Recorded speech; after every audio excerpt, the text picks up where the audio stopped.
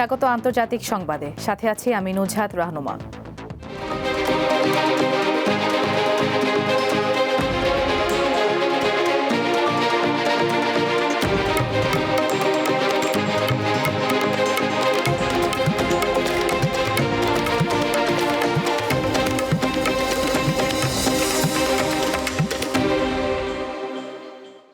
ভেনেজুয়েলার president Nicolas Maduro ও তার স্ত্রীকে আটকের পর যুক্তরাষ্ট্রের নিউ ইয়র্কে নেওয়া হয়েছে।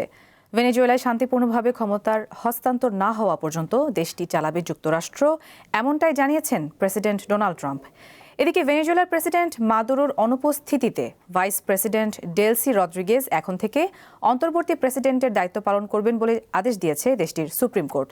নিউ ইয়র্ক টাইমস জানিয়েছে, মাদুরোকে আটকের সময় যুক্তরাষ্ট্রের হামলায় কারাকাসে 40 জন নিহত হয়েছে। ভেনেজুয়েলার 53তম প্রেসিডেন্ট নিকোলা মাদুরোকে দীর্ঘদিন ধরেই সন্ত্রাসী হিসেবে আখ্যা দিয়ে আসছে যুক্তরাষ্ট্র। তার বিরুদ্ধে প্রধান অভিযোগ যুক্তরাষ্ট্রসহ বিভিন্ন দেশে অবৈধভাবে মাদক পাচার করা। এই বিষয়ে মার্কিন আদালতে বেশ কিছু মামলাও রয়েছে মাদুরোর নামে। মাদুরোকে গ্রেপ্তার করে যুক্তরাষ্ট্রের আইনে বিচার করতে অনেক বছর ধরেই চেষ্টা চালিয়ে যাচ্ছে মার্কিন প্রশাসন। সম্প্রতি তাকে ধরিয়ে দিলে $5 কোটি পুরস্কারের ঘোষণাও দেন ডোনাল্ড ট্রাম্প।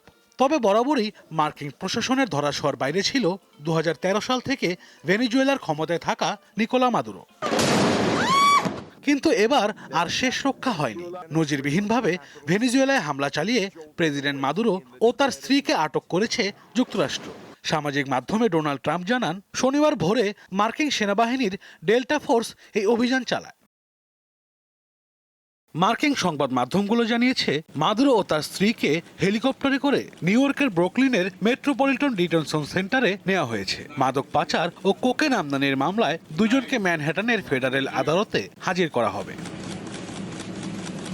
এদিকে মাদুরোর অবর্তমানে ভাইস প্রেসিডেন্ট ডেলসি রদ্রিগেজকে ভেনেজুয়েলার অন্তর্বর্তী প্রেসিডেন্টের দায়িত্ব দিয়েছে দেশটির সুপ্রিম কোর্ট। পাশাপাশি দেশ জুড়ে জাতীয় জরুরি অবস্থা ঘোষণা করে নাগরিকদের সরকারের নেতৃত্বের উপর আস্থা রাখার আহ্বান জানিয়েছেন মাদুরোর সহযোগীরা। তাদের দাবি, ভেনেজুয়েলায় বিশ্বের বৃহত্তম তেলের মজুদ দখল করতেই যুক্তরাষ্ট্র এই হামলা চালিয়েছে। এর আগে ভেনেজুয়েলার স্থানীয় গণমাধ্যম জানায়, ভোরে রাজধানী কারাকাসের দুটি গুরুত্বপূর্ণ সামরিক ঘাঁটিতে হামলা চালায় যুক্তরাষ্ট্র। বেশ কিছু বেসামরিক স্থাপনাতেও হামলার অভিযোগ তুলেছে ভেনেজুয়েলা কর্তৃপক্ষ। এই হামলার নিন্দা জানিয়েছে রাশিয়া ও ইরান। যে অজুহাতে হামলা চালানো হয়েছে তা গ্রহণযোগ্য নয় বলছে মস্কো। এদিকে প্রথাগত কোনো স্থলযুদ্ধ ছাড়াই ভেনেজুয়েলায় বড় পরিসরে হামলা এবং প্রেসিডেন্টকে এইভাবে তুলে নিয়ে আসার ঘটনায় বিশ্ব রাজনীতিতে তোলপাড় সৃষ্টি হয়েছে। অনেক বিশেষজ্ঞ বলছেন, ট্রাম্পের উচ্চাভিলাষী এই অভিযান আন্তর্জাতিক আইনের কফিনে শেষ পেরেক। এতে রাষ্ট্রীয় সার্বভৌমত্বের নীতি তছনছ হয়ে গেছে। আশরাফ শুভ, দীপ্ত, বার্তাকক্ষ। ভারতের রাষ্ট্রায়ত্ত প্রতিষ্ঠান কোল ইন্ডিয়া লিমিটেড থেকে এখন সরাসরি কয়লা কিনতে পারবে বাংলাদেশ, ভুটান ও নেপালের ক্রেতারা। প্রতিষ্ঠানটি জানিয়েছে, প্রতিবেশী দেশগুলো অনলাইনে তাদের কয়লার নিলামে অংশ নিতে পারবে। এই সিদ্ধান্তের ফলে প্রতিবেশী দেশগুলোর ভারতীয় ব্যবসায়ীদের উপর নির্ভরশীলতা কমবে। রয়টার্সের খবর অনুসারে এই উদ্যোগের ফলে কোল ইন্ডিয়া উদ্বৃত্ত কয়লা আরও ভালোভাবে ব্যবহার করতে পারবে এবং লেনদেনে স্বচ্ছতা বাড়াবে। নবায়নযোগ্য জ্বালানির ব্যবহার বাড়ায় ভারতের কয়লাভিত্তিক বিদ্যুৎ উৎপাদন গত 12 মাসের মধ্যে 7 মাসেই কমেছে। চলতি অর্থ বছরের এপ্রিল থেকে ডিসেম্বরে কোল ইন্ডিয়ার কয়লা সরবরাহ আগের বছরের তুলনায় শতকরা 2.2 কমেছে। দীর্ঘদিনের ইসরায়েলি আগ্রাসন, গণহত্যা ও ধ্বংসস্তূপের বাস্তবতা চিত্রকর্মের মাধ্যমে তুলে ধরেছেন ফিলিস্তিনের শিল্পী মাইসা ইউসুফ। ধ্বংসস্তূপের মাঝেই রং তুলির মাধ্যমে মুক্তির আকাঙ্ক্ষা প্রকাশ করছেন তিনি। গাজার বিধ্বস্ত একটি বাড়িতে শিশুদের ছবি আঁকা শেখাচ্ছেন মাইসা। 2 বছরের বেশি সময় ধরে ফিলিস্তিনের অবরুদ্ধ গাজায় হামাস নিধনের অজুহাতে হত্যা ও ধ্বংসযজ্ঞ চালাচ্ছে ইসরায়েল। আগ্রাসনের পাশাপাশি সেখানে পানি, খাবার ও ওষুধের মতো নিত্য প্রয়োজনীয় সরবরাহে বাধা দিচ্ছে নেতানিয়াহুর সেনারা। ফলে চরম ক্ষুধা ও মানবিক সংকটে উপত্যকাটি। তারপরও মুক্তির আকাঙ্ক্ষা ও বেঁচে থাকার স্বপ্ন দেখেন ফিলিস্তিনিরা। রং ও তুলির আঁচড়ে ক্যানভাসে সেই স্বপ্নই ফুটিয়ে তুলছেন উপত্যকাটির চিত্রশিল্পী মাইসা ইউসুফ। প্রতিনিয়ত ইসরায়েলি তাণ্ডব ও ধ্বংসলীলার মাঝেও তিনি তার লড়াই চালিয়ে যাচ্ছেন। মধ্য গাজার দেইর এল বালাহতে ইসরায়েলি বাহিনীর হামলায় ধ্বংস একটি বাড়িতে স্টুডিও বানিয়েছেন তিনি।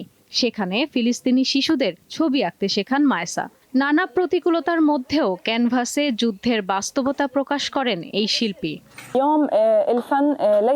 যুদ্ধ বিধ্বস্ত এই ভূখণ্ডে গত 2 বছরে আমরা যে ভয়াবহ অভিজ্ঞতার মধ্য দিয়ে যাচ্ছি তা প্রকাশ করার জন্য আমি ছবি আঁকা বেছে নিয়েছি। এই শিল্পের মধ্যে দিয়ে আমরা আমাদের কষ্টগুলো সমগ্র বিশ্বের সামনে তুলে ধরতে চাই।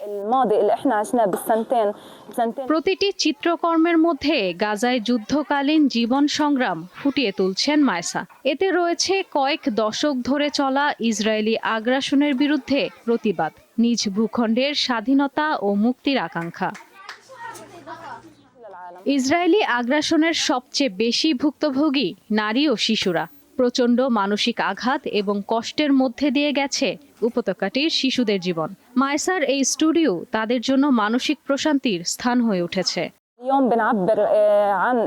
দীর্ঘ এই যুদ্ধে আমাদের বাচ্চারা প্রচন্ড মানসিক আঘাত এবং কষ্টের মধ্যে দিয়ে গেছে। তাদের মনে গভীর ক্ষত তৈরি হয়েছে। শিল্পের মাধ্যমে আমরা তাদের এই মানসিক অবস্থা কাটিয়ে উঠতে সাহায্য করছি।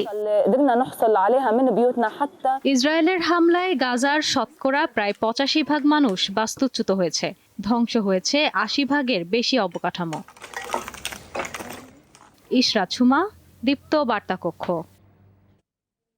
দর্শক, শেষ করছে আন্তর্জাতিক সংবাদ। পরবর্তী দীপ্ত সংবাদ বেলা 2টায় দেখার আমন্ত্রণ। ধন্যবাদ সবাইকে।